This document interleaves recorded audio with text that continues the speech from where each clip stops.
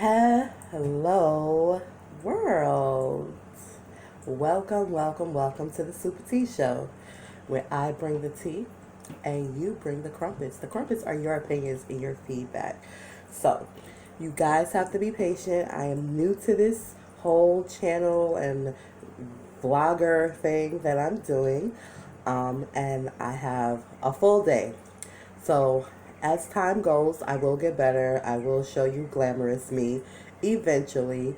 But right now, you're just seeing me straight out the shower. I'm going to say what I have to say very briefly. I'm not going to take too much of your time because I got things that I got to do, and I know you probably got things you got to do too.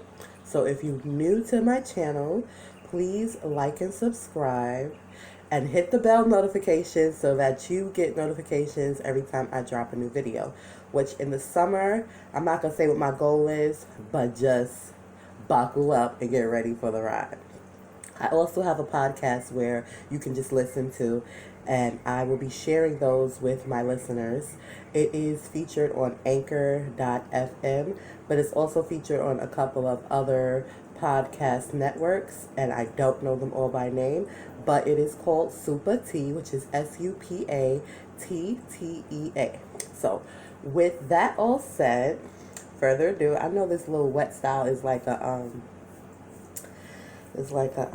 thing. You know, I see little Kim rocking her wet style wig on the BET Opal. It's like, okay. So anyway, no sidebar. I don't know. Sidebar might come back up. But anyway, what I wanted to discuss today is that I have been doing some self-inventory, and you know that is something that is big for me. I stated it on my last short video when I said, what have you done for you lately? Because you have to be doing things for yourself all the time. And as mothers, as women, as, you know, sometimes we wear both hats as even providers for our families and for our children. We don't make a lot of time for ourselves. And we think, you know, having a drink is us taking adequate time for ourselves. But trust me, I know due to my bar cabinet that is not suffice. You know, having a drink is one thing, you know what I'm saying? However, actually going out, treating yourself to dinner, actually going for a day at the beach. And if you don't have time for a day at the beach, you know, just walking through a park. You know, I live in New York City, so it's always a lot of busy stuff that's going on and around, but we have certain parks that you could just walk through it, you know, as you're commuting from point A to point B. And believe me, even if you decide to sit down for 5 minutes, that's so much better than just coming home or going out and spending a lot of money. Please stop spending your money at these bars. I'm just saying. Get you a liquor cabinet. But also go out and enjoy nature, you know. And you don't have to sit out there and get super tanned. As you see, I got a little tan because, well, I like to sit out in nature. And so I don't have a lot of time to do so. But when I do find the time, I kind of like cook myself in the sun. But anyway, you know, just do what you gotta do for yourself. So I want to touch on relationships, because relationships seems to be a challenge within our community. But it is a challenge across the board. But realistically, you know, I'm not going to get into what's going on now in America with the white privilege and the All Lives Matters.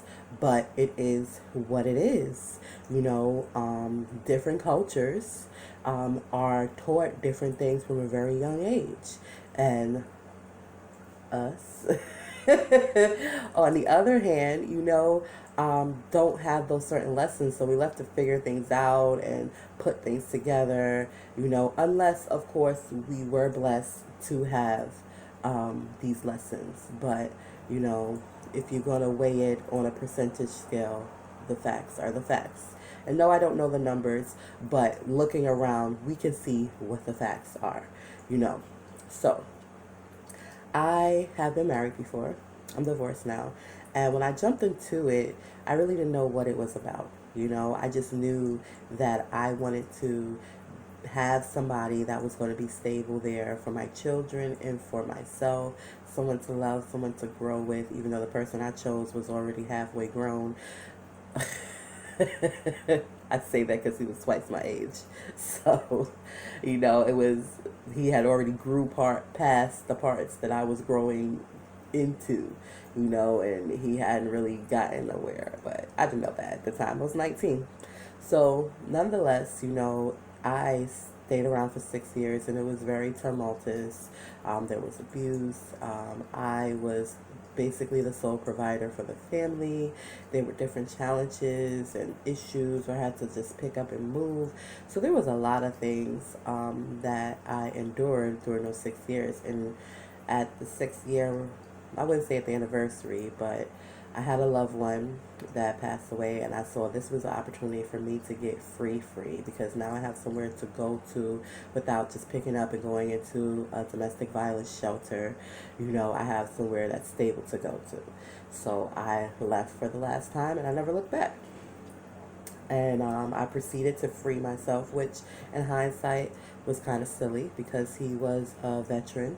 So I probably should have never divorced him. I probably should have filed for benefits as his wife, especially since I had his daughter. And I didn't do any of those wise things because I was in my emotions and I was still in my 20s. And I was like, I just want to be free, not thinking of the financial hardships or challenges that could come in the future, which I had to endure on my own, even without financial assistance that the government would have gave me because I married an army vet. But anywho, that's my lesson learned. It only pushed me forward. So I share that with you to let you know that since then I have been in a few relationships, and each one has been different. And I've definitely taken time for myself to heal, to get to know me, to grow, and then get back out there in the dating world. That has kind of been my cycle. Take some time for myself, get to know me, grow, heal, then, accept an invitation because invitations are always coming at me anyway. So anyway, I be rejecting them, rejecting them, rejecting them, and then once I feel comfortable within myself, I say, okay, let me give this individual a chance, and then we go through the whole relationship, be it long, be it short, and I find out, hold up, this is not what I want, and it dissolves somehow, some way. And then I again take some time for me, take some time for myself, learn, heal, grow. What did this teach me, and then go back out there. So I've did this cycle over the last 8 years, I want to say at least 3 times. And I am there now again, seeing someone, and I am not feeling like the feedback, I'm not feeling how he is responding to me. And so I have to do a backtrack, like, okay, what has happened, within these few months, what am I doing? What could I have done differently? And, what's going on? So I just recently did that, and I realized that when he proposed to date exclusively, that I was so excited because I just looked at all of the good aspects of him without really knowing him. And I was just like, oh, he's a great guy. He's a gentleman. He opens up doors. He takes me out. He does all these wonderful things. Plus, he's spiritual. Plus, he wants to help people. So he says he wants to help people in a spiritual way. He wants to help people in a practical way as also. He wants to be a motivational speaker. Oh my God, my bestie's been telling me that I should be a motivational speaker. We have similar backgrounds in religion.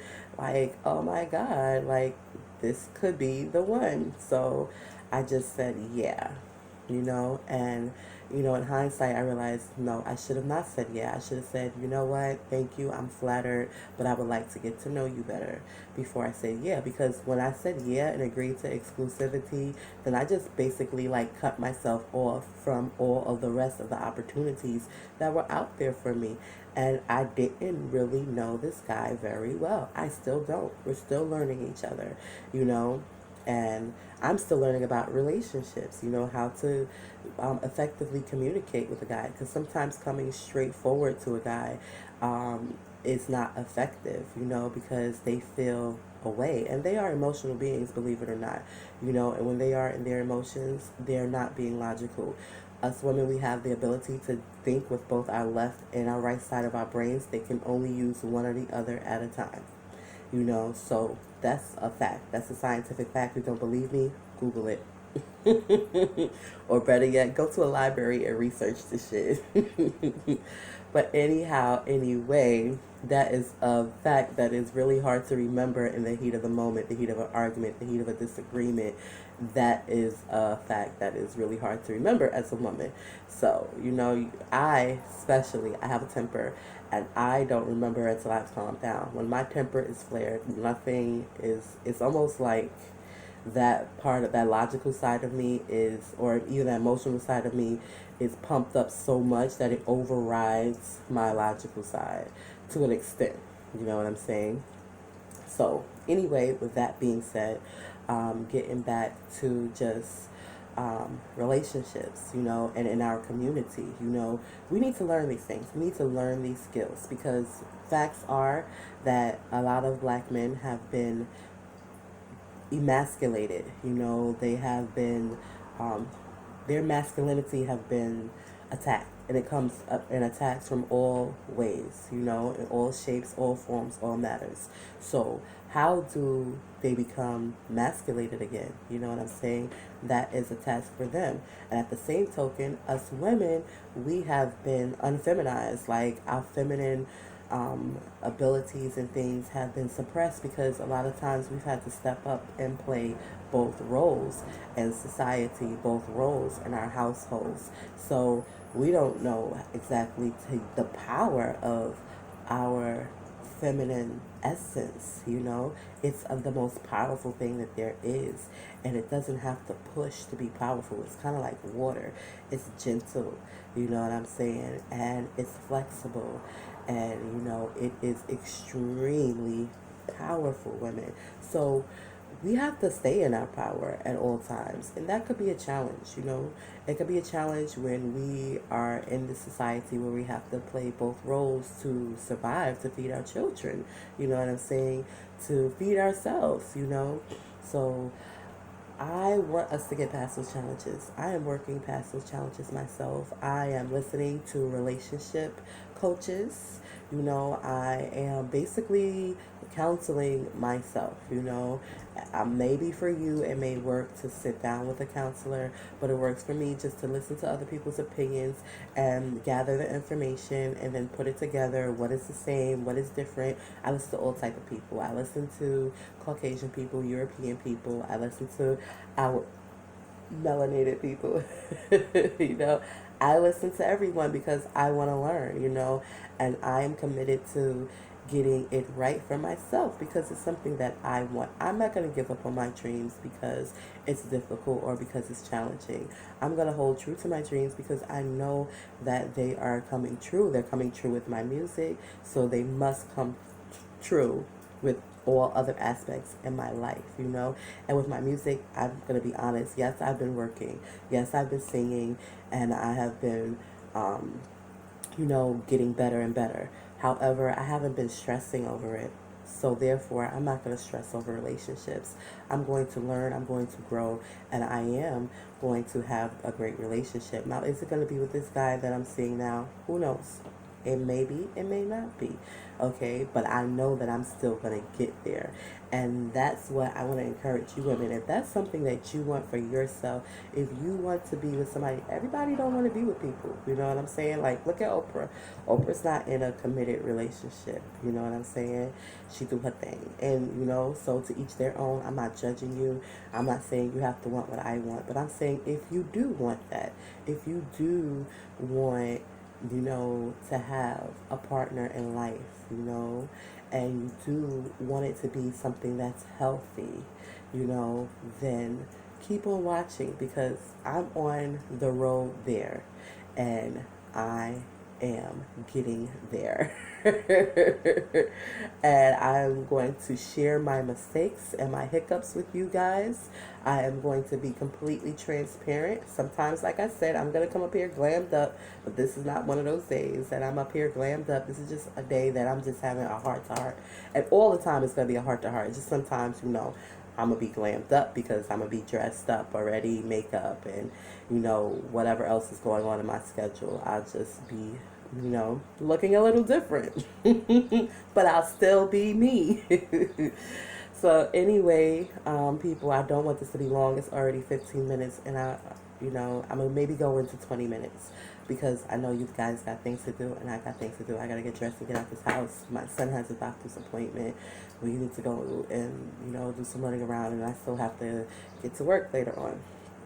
But I just want you all to be encouraged, and know just because you have some bad situations, don't judge all men. Don't judge yourself neither. Be kind with yourself. Don't feel guilty, okay, because you've made certain choices and decisions. Forgive yourself, love yourself, and know every day is a new day to make a new choice. And when you make a new choice, you might just get a new outcome. But take the time to learn because there's ways that work and there's ways that don't work, as we can see. People say that, oh, there's more women than men and this, that, and the other. I don't know if I believe that because if you're like me and you go outside every day, it doesn't seem like there's more. You know what I'm saying? I see a lot of men out there. And I see a lot of couples out there. You know what I'm saying? And some of them are happy and some of them are not. But I see them on all different levels. Like couples that have money, couples that don't have money. Like I see homeless couples. And if two people can come together without nothing, you know what I'm saying? And be together, be committed to each other, then yes, love does exist. Yes, love is real. And we just have to figure out at our levels that we are at, wherever it may be, middle class, lower class, because your income has something to do with it somehow, some way. You have to be evenly yoked, not saying you can't fall in love with a rich guy, miraculously.